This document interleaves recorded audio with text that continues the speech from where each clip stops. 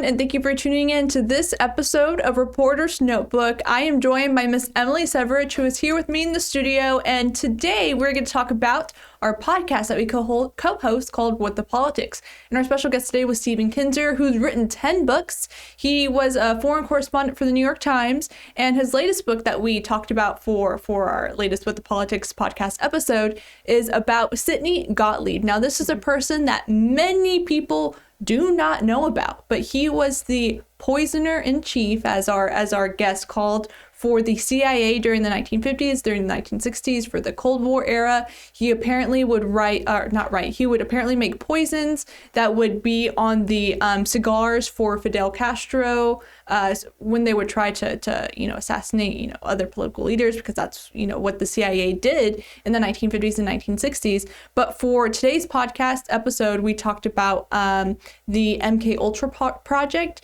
and the background about projects like those during the Cold War era. And Emily, do you want to talk about, some of the things that we discussed during our podcast episode? Because it was mind-blowing. Yeah, seriously. Yeah. I was just about to say, this is maybe one of my favorite topics of conversation that we've ever had in our podcast. It was just so fascinating. I mean, everything that our guest was saying, I was looking across the room at Victoria like, oh my gosh, no way, this is crazy. Because again, this is something that was kind of kept secret, kept hidden within the CIA, within the government for so long. And it's kind of starting to resurface, pick up a little bit of momentum with all this information. And like Victoria said, it's all about this guy, Sidney, I'm going to say his last name wrong, Sidney Gottlieb. And he did all these crazy, inhumane experiments all over the world, experimenting on people. And basically the basis of why they were doing these experiments was the CIA was trying to figure out if they could create mind control human beings with using these different drugs like LSD and all these different things. So it was just fascinating because, again, you've never heard of this. No, I had never heard of Sidney Gottlieb.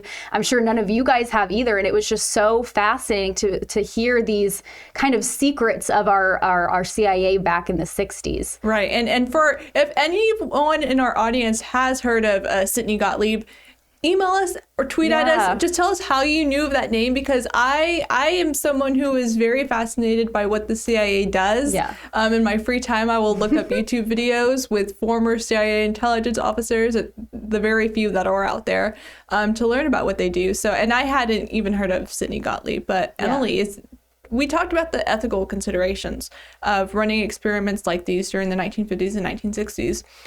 Not that there are any justifications for running these kind of projects, or operations, but what was something that kind of gave our guest a clear understanding of why maybe the CIA would do something like this?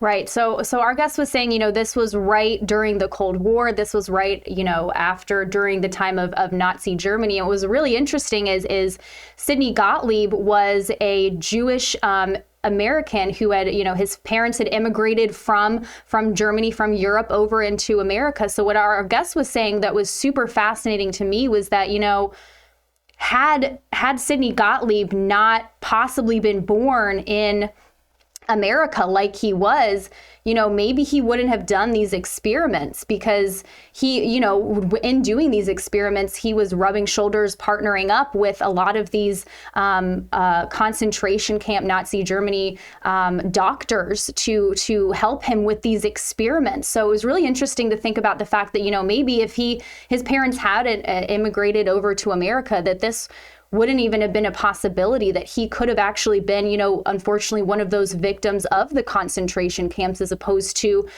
kind of running these horrible, inhumane experiments that really kind of coincided with the type of experiments that were being done in Nazi concentration camps as well. Yeah, that's right. The one thing that our guest pointed out was the fact that one of the people that was hired by the CIA to partner in this to these kind of operations was someone who was found innocent at the Nuremberg trials, but did participate in some of the concentration camp efforts put forward by the Nazi Party and during World War II. So that was quite interesting and fascinating to learn kind of like the background information behind who was involved in these types of projects. And then also not the justification, but what laid the foundation for these kind of projects was the fact that during the Cold War era, there was this sort of fear of being annihilated, vaporized by enemies who might have nuclear weapons or some sort of other biochemical weapon that could take out the United States. So that was also fascinating to know the reasoning behind these kind of projects, at least from the CIA perspective, but also trying to bring it back to what we're going through now is what is the CIA doing at this point? And the CIA has apologized for what happened during the 1950s and 1960s and with those experiments. But I think it's always just something that we talked about during our podcast episode is that the powers that be that check the CIA are kind of, in flux right now. I don't know if there's anything else that you want to add, Emily, from our conversation, but that was just something that I found fascinating is that what are the powers that be that check these sort of operations? Definitely. And kind of going in hand with what you said, another point that our special guest made that I was just like, wow, was, again, like you said, the CIA has formally apologized about this situation. They've apologized to families of victims that were involved in this as well. But what's interesting is our guest was saying that essentially the CIA and the government gave Sidney Gottlieb basically the okay to commit murders. Like he was given the okay to take people out or end their life if he thought it was necessary, if he believed that it was necessary to these experiments or whatever. But if you ask the CIA about it now, they kind of look at it like, oh, he was just, this one crazy guy who did this crazy stuff. Like, oh, he was just like, one in a million. Like he was just off the chain kind of thing. But they gave him the permission and the ability to do this back in the 50s and 60s. And now they kind of are like, oh, no, that was all him. That was just, this one crazy guy. Exactly. So that's just like, interesting. Yeah, it is quite interesting. And our guest, I think he labeled it as the license to kill. Yes. Yeah. That's the term that he had during the 1950s and 1960s. Well, Emily, thank you so much for joining me on this edition of Reporter's Notebook. And for our guests who are tuning into Reporter's Notebook, if you want to check out What the Politics, we're available on Apple, Spotify, or wherever you get your podcasts.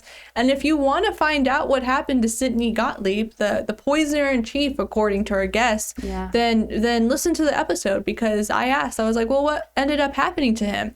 And the answer is, might surprise you. It might surprise you. I wouldn't call it underwhelming, but it is something that I didn't. Well, I don't know if I would say I would expect it, but it's just something that you have to, whatever your own response to be, your emotional response or your response to what would happen, listen to the episode, let us know. It's available on Apple, Spotify. You can also go to WNCT.com, click under the features tab. Under the features tab is where you can find the podcast network. And there's other podcasts there. We have our Morning Brew podcast that's hosted by our editor for our morning show. And then we also have People and Places, which just wrapped up from our anchor Ken, who talks with a whole bunch of local breweries. So if you're into breweries, that's a really fascinating podcast. There's only like 5 episodes, I believe, in that.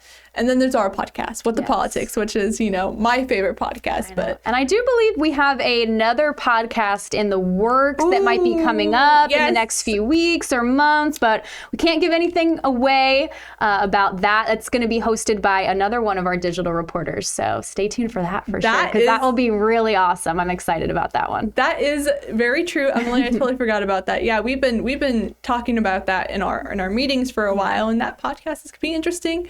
But you can listen to our podcast right now and listen to about MKUltra and, our guest, the former New York Times correspondent who lived in Berlin and Germany and all that stuff. So pretty awesome stuff. All right, everyone, thank you so much for tuning in to this edition of Reporter's Notebook, and we will see you next time.